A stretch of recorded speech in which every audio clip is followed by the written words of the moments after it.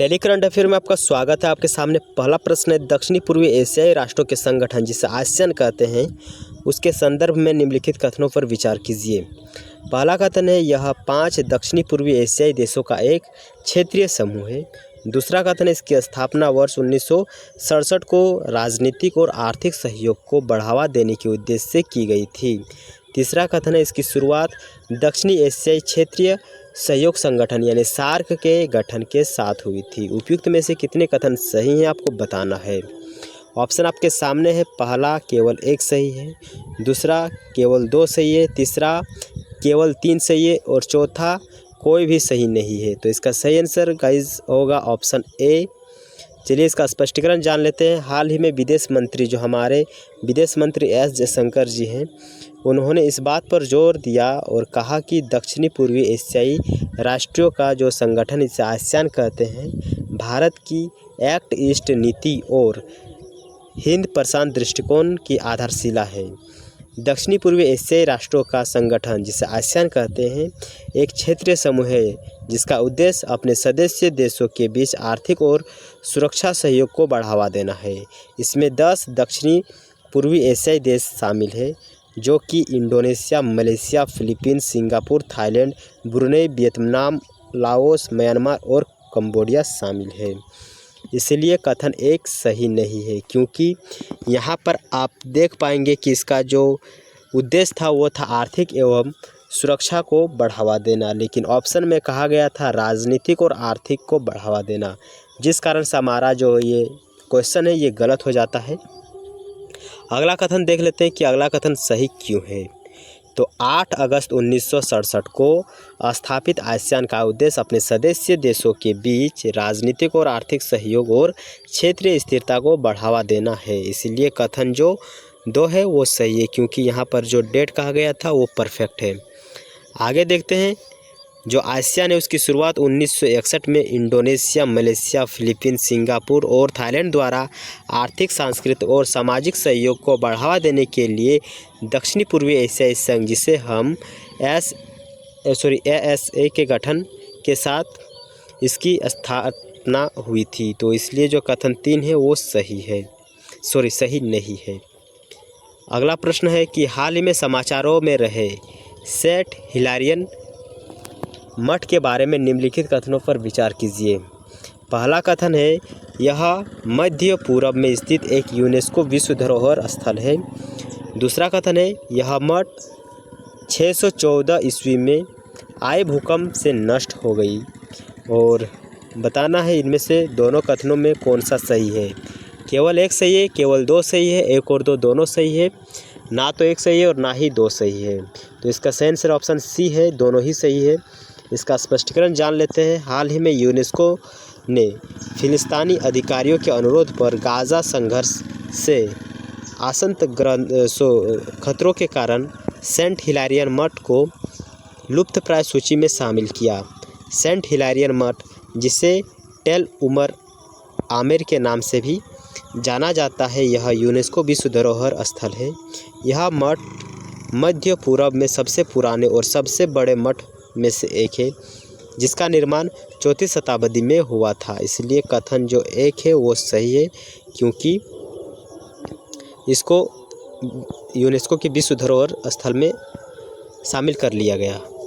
यह जो मठ है 614 ईस्वी में आए भूकंप से नष्ट हो गया था और वीराना हो गया था, लेकिन 1999 में स्थानीय पुरातत्वविद होते हैं, उन्होंने इसको खोज निकाला और दिसंबर में यूनेस्को ने इस मठ को अंतिम उन्नत संरक्षण प्रदान किया, जो वर्ष 1954 हैग कन्वेंशन के तहत प्रतिरक्षा का उच्चतम स्तर है। अतः जो कथन 2 है वो सही है, क्योंकि ये जो डेट था ये डेट जो एकदम परफेक्ट हमें बताया गया था ऑप्शन में। तीसरा प्रश्न आपके सामने है, निम्नलिखित कथनों पर विचार कीजिए। पहला कथन है, एशियाई आपदा तैयारी केंद्र यानी NDPC एक स्वायत्त अंतर्राष्ट्रीय संगठन है जिसकी स्थापना 1986 में एक क्षेत्रीय आपदा तैयारी केंद्र के रूप में की गई थी। कथन 2 है, यह एशिया और प्रांत क्षेत्र में आपदाओं और जलवायु परिवर्तन के प्रभाव के प्रति लोगों और संस्थाओं की लचीलापन बनाए रखने के लिए काम करता है।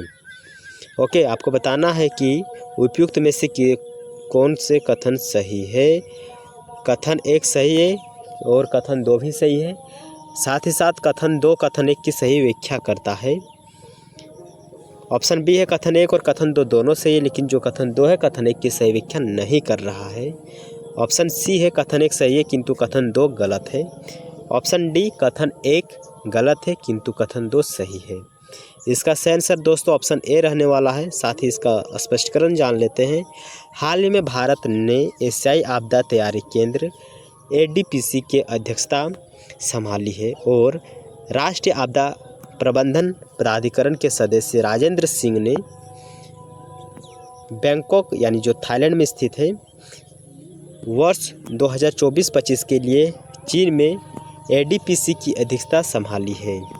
एशियाई आपदा तैयारी केंद्र एशिया और प्रांतीय क्षेत्र में आपदा जोखिम न्यूनीकरण और जलवायु लचीलेपन निर्माण में सहयोग एवं कार्यान्वयन के लिए एक स्वायत्त अंतर्राष्ट्रीय संगठन है। इसकी स्थापना 1986 में बैंकॉक थाईलैंड में एशियाई प्रौद्योगिकी संस्था यानी AIT में एक क्षेत्रीय आपदा तैयारी केंद्र के रूप में की गई थी। अतः कथन 1 सही है। आगे देखते हैं अगला जो कथन था वो क्यों सही हुआ।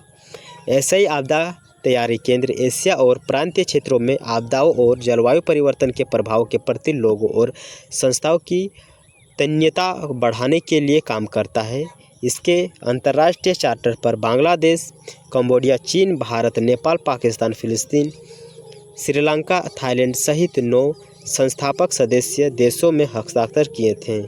चार्टर को सभी संस्थापक सदस्यों द्वारा अनुसमर्थन के माध्यम से वर्ष 2018 में लागू किया गया था। इसलिए कथन 2 सही है।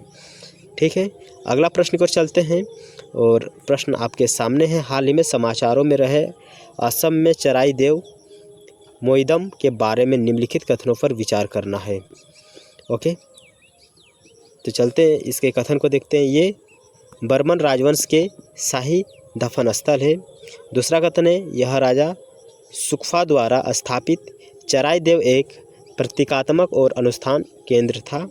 उपयुक्त में से कौन से कथन सही है आपको बताना है। केवल 1, केवल 2, 1 और 2 दोनों, ना तो 1 और ना ही 2। चलिए इसका स्पष्टीकरण के साथ आंसर भी जान लेते हैं। तो इसका सही आंसर ऑप्शन बी रहने वाला है। और अगर आप इसका PDF चाहते हैं तो हमें कमेंट कीजिएगा, हम आपको अपना जो टेलीग्राम चैनल उसमें प्रोवाइड कर देंगे। तो इसका स्पष्टीकरण जानते हैं।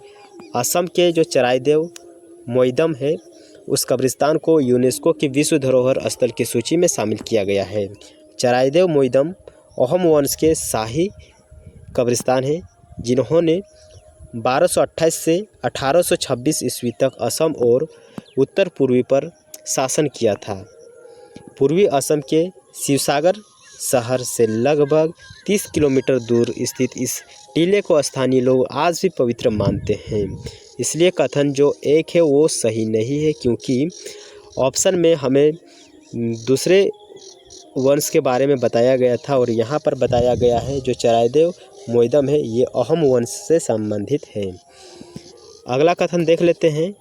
मोइदम एक टीला या मिट्टी का टीला होता है जो मोइदम राजघराने और अभिजात वर्ग के कब्र पर बनाया जाता है। चराई देव में विशेष रूप से अहोम राजघराने के मोइदम है, जबकि अन्य मोइदम पूर्वी असम में चोरहाट और डिब्रूगढ़ के बीच पाए जाते हैं।